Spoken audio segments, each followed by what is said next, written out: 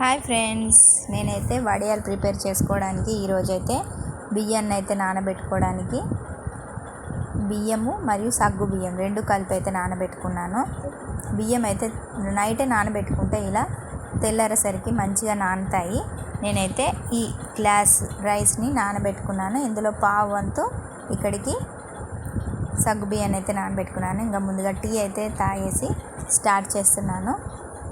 ఒక గ్లాస్ రైస్కి 5 గ్లాసుల వాటర్ వేసుకోవాలి. నేనైతే 5 గ్లాసుల వాటర్ వేసుకున్నాను. ఇంకొక గ్లాస్ అయితే మిక్సీ పట్టేటప్పుడు యాడ్ చేసుకోవాలి.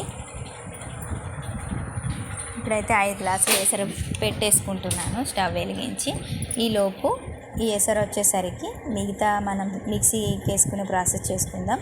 ఇందులో అయితే కొంచెం ఉప్పు, కొంచెం ఓమ, కొంచెం జీలకర్ర ఈ 3 యాడ్ చేసుకొని ఇంకా దాన్ని మూత పెట్టి వదిలేస్తే ఎసరు వచ్చేసరికి మనమైతే ఈలోపు పక్కన నేను పాలు కూడా పెట్టేసుకున్నానండి.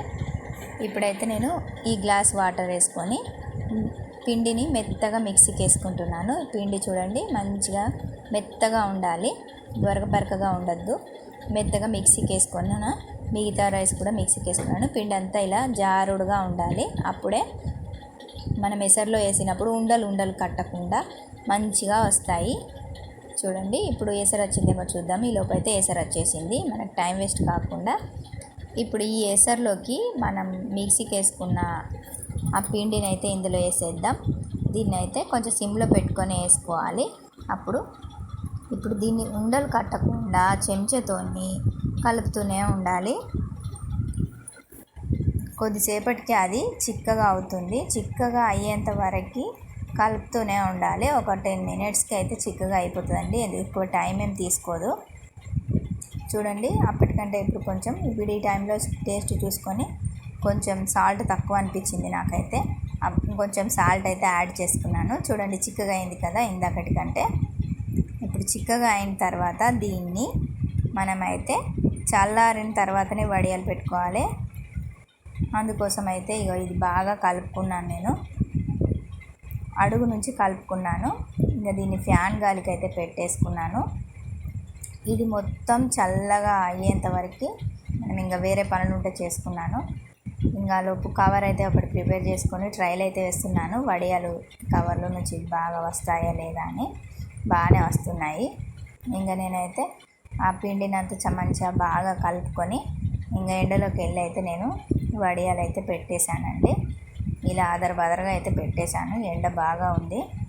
ఇంకా 2 డేస్ అయితే పెట్టానండి. 2 డేస్ తర్వాత వడియాలు బాగా ఆరిపోయాయి.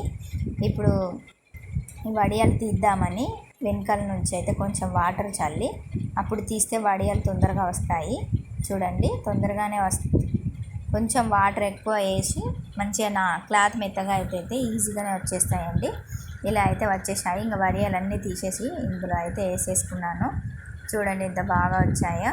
ఇన్నైతే అయినాయంటే ఒక గ్లాస్ రైస్కి.